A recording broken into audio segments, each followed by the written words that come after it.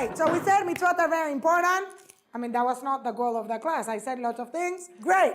So now, having spoken about mitzvot and all of these things, right? Let's talk about one of the most important mitzvot. Whenever you want to become more religious, right?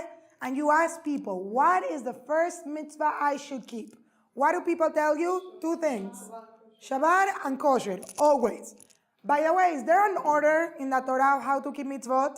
You know, even though most people think, first I become frum, and then I wear a skirt, and then I'm shomer nekiah, and then I get married and cover my hair. This is like that song, you know, first comes the love, then comes the baby. Thank God, you know. Baby comes before marriage? What are we teaching our children? Okay, horrible. No, first comes the love, then comes the marriage. Fine, but it even rhymes the other way, so I'm just saying. Hidden messages. Okay. She's worried. Okay, great, but what is the point? The Torah doesn't really give you an order, because we said yesterday, right? Whatever mitzvah you want, you do it. You're going to get close to God. This is the way it works, right? There's 630 mitzvot. You do one 100%. You 100% go to, you know, the world to come, whatever you want. But anyways, usually people tell you these two mitzvot. Now, why these two mitzvot? So at some point I'll teach you kashrut, not yet, right? But why Shabbat, right? By the way, before I even tell you this, I have lots of success rate with this class, thank God. But then people always tell me, oh, I really like Shabbat, but this is not doable. I can't do it. I have to walk I don't know how many miles. Look, guys, this is good. You eat a lot on Shabbat, you walk, you burn all those calories. What else do you want in life? Just saying. This is why I live at the bottom of the hill. So people come to my house, they eat a lot, and then they have to climb up. You know, because if they would climb down, they would roll. Okay, moving on. But what is the point, right? I'm joking. But what is the point? So people tell me, oh, I really like Shabbat, but I can't do it because of this and this and this and this. So before I even start with the class, I want to tell you something that's very important for your whole entire life and your whole entire, growth process, not only for this class, right? There is a very big tool, or two very big tools that the Yetihora, also known as the Yetihora, right? He has, an evil inclination. We know that the evil inclination in the Torah was first introduced as the snake. Everyone knows this? So what happened? Hashem says to Adam and Chava, quote, behold, I'm putting you in the Garden of Eden. You may eat, listen to exact quote, you may eat from every tree, you shall eat from every tree, except for one. Except for the one that's standing in the center. So then the snake comes to Adam and Chava, and what does he say? Oh, so did God said you cannot eat from any tree in the garden? Well, that's not what God said.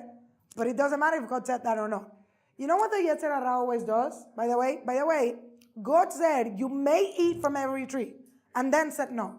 Because in life, there's so much more do's and so much more things that you could enjoy than the ones you cannot enjoy. No one likes feeling restricted. No one likes feeling limited. But we all do because we only concentrate on the no. But when God introduces what we could do, first he tells us everything we could do. By the way, if I would ever ask you, what does it mean to keep Shabbat? Don't give me religious answers, real, honest answers. If I would ask you, what does it mean, or how do you keep Shabbat? What would you guys say? No electricity, don't do anything. That's really a good thing, right? You cannot rip toilet paper, you cannot. If I would ask you, how do you dress modestly? Wear a burqa. You know, this is what people would say. No. I don't know if you ever noticed this, but the common factor is that whenever we see a mitzvah, we always see all of the no's, right? This is the way everyone sees it. No one likes the word no. I'm trying to teach Chevy. She goes and disorganize my whole kitchen. I say no, but then she looks at me like this and I just go. I fix it later because she's so cute. Chevy's my baby, the most beautiful baby in the world. We always take a moment to appreciate her. Okay, but what is the point, right? Everyone always thinks everything is no. You know, but by the way, when Hashem introduces Adam and Chava in the Torah, he says everything is a yes. There's just one thing that is no. When you hear it that way, everything changes. I don't mind if I have a no, if before I had a million things that were a yes. So number one, this is the first tool of the Yetihora. Everything is forbidden. You cannot do anything. This is completely not true. There are many things that you can do. But in order to be able to enjoy from what you can do, you have to have some notes. Imagine you take a children to a candy store, and it's the best candy store in the world, and you tell him, choose one candy. You know what you did to this child? Torture. He'd rather die. You understand? If you take me to a candy store and you tell me only choose one candy, I die. Really. Die. One toy, you die. You know what you do? You're smart. You give him 5 candies and you say, from these ones, choose one. Because if not, there's so many choices. I can't live like that. And therefore, we understand that in order for us to be able to really enjoy whatever there is, there needs to be like rules. We need to function on structure. If not, we're not going to function. Number 2, right? This is what happens. You know what's the second tool of the Yetihora? He tries to tell you, you're never going to make it, so why even try? Oh, so you cannot do it? Who said that? You're never going to make it. God knows, you know? This is what everyone thinks. You know, sometimes I get people, they come to Mejina and they're like, I like what you're saying, but I don't want to end up like you. I'm like, I think I'm pretty cool, but okay. You know, like, this is not for me. You know, and I'm like, what do you have to think about how you're going to end up already? Imagine you're dating a guy, right? And on the first day you say, I like him, but I don't think I could marry him. Okay, you freak him out. He's never going to date you again. You know, imagine the first time you put your child to like play piano. You say, you sound disgusting. I don't like it. You have to wait, you know, like 3 months at least. What 3 months? 2 years. You know, because for the first 2 years, maybe they'll learn how to play Mary Had a Little Lamb.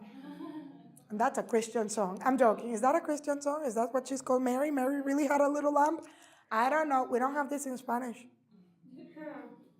No, we don't have this in Spanish. I was thinking, we have the Itsy Bitsy Spider, but it doesn't sound so pretty. But yesterday I was doing like this to Chevy. She really liked it. Okay. But what is the point? What does the Yetihora says? You're never going to make it. Don't even try. There is a famous quote from our sages. This is in Ethics of Our Father, Pirkei Avot. It says like this, quote. It's actually a song from the Chevra. You know Jewish music? No, it's okay. You'll know this when you go to a fikim. Go like this. They stole the rhythm. Lo aleha amlaha likmor. Lo aleha likmor. Tan tararan. Okay, whatever. So Pirkei Avot says like this, quote. Yeah. Lo aleha amlaha likmor. It is not for you to finish the job. You know what God says? Don't worry. You're not going to finish. You're not going to reach perfection. It is okay. I am not expecting you to finish the job. You know, opposite from your math teacher, God does not judge the final outcome. He only judges the effort. And we believe that if you do a real effort, the final outcome will express that effort. It is not for you to finish the job. But not because of that, you could say, I'm not going to do it. Why? Because I'm not judging the final result. I am judging the effort. You understand? So when you're thinking, oh, it's all or nothing, it's not like that. Let's say, by the way, about this class, you liked it, but you still have to go by car. So what? You know, you could like watch TV without changing the channel. You did something, you could sleep 10 hours, right? Whatever you want, there's always something that you could do. So this is the two tools of the Yetihora. Number 1, everything is no. It is not true. There's so much more yes. I've never heard anyone telling me, Shabbat today I get to hang out with my family, I do puzzles and Lego, you know, I eat good food. What else do you want from life? I'm just saying, right? I get to sleep 12 hours in a row. Not really, but you know, right? No one ever says this. You always look at the no. How could you ever try if everything is no? No one likes hearing a no, even if there is, you know, other things that are yes. But God says, no, there's one tree you cannot eat, but only after I told you, you can eat from everything else. You understand? And that's the way that you should see it. There's all of these yes. It's okay if there's a little no. No problem. Number 2, it is not all or nothing. It is so many things. Has anyone ever done a diet? No, because all of you people are blessed. Okay. But for some of us that were not born as so blessed on this thing, I'm blessed with other things, you know, but like we can't have everything, okay? Whenever you do a diet, you know, I actually have to tell you this. When I was younger, in Panama, there's no heavy people. Like in my community, no one is fat. Okay, I don't know how this works, but bli ayin hara. And by the way, they eat all day. They're like Ellie here. They eat chocolate all day. In Panama, every time you have an event, there's Syrian people. You have a baby shower, friend shower, wedding shower. You have like a dessert table, like the size of your house, literally, and they eat everything. God bless them. And they're all skinny. Okay, whatever, that's not the point. Then I came to Israel, and I met, not to get anyone offended, but they were very like, in America, you know, it's one of the highest countries with obesity in the world. So I was like, wait, I have low self-esteem already, and I'm not even looking like that. How do you get to be that heavy? I was traumatized. Like, really, in Panama, I never saw anyone that heavy. You know, I was one time watching the show, Christina, you know, Christina, whatever, there was another one. I'm really not making fun of them, because, like, really, it's a struggle, but, like, there was a lady that was 800 pounds. She fell from the bed and had to call fire people in order to get her back up. So I stopped for a moment and I said, when you look like chubby, you already have low self-esteem. How do you get to be 800 pounds? Like, it doesn't make sense to me. And then I realized, because you know what happened? Pesach comes in. So in Pesach, you gain 2 kilos. Because, you didn't go, except if you're like looking like this, whatever, but normal people gain weight. Does that happen? Yes. So then, women, poor women, we have to try so hard to lose weight. You exercise the whole week, don't eat anything except for water and like kale, and you lost 1 gram. So now, you're like doing math in your head, and you're like, oh my God, in order to lose these 2 kilos, I'm going to have to go on a diet for 10 months. 10 months! So what happens? You get depressed. So what do you do when you get depressed? You gain weight. So now this is 4 kilos. Then you're like, no, I'm going to do it. But then you work. You lost 1 kilo in 2 months. I'm going to have to be, right? So then this is the way it works. For anyone that has ever done a diet, the real enjoyment comes from like the little weight you're losing every week.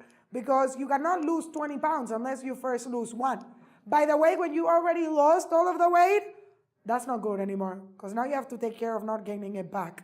And that's what happens. So it is not all or nothing. Every little thing helps because it's taking you towards your main goal.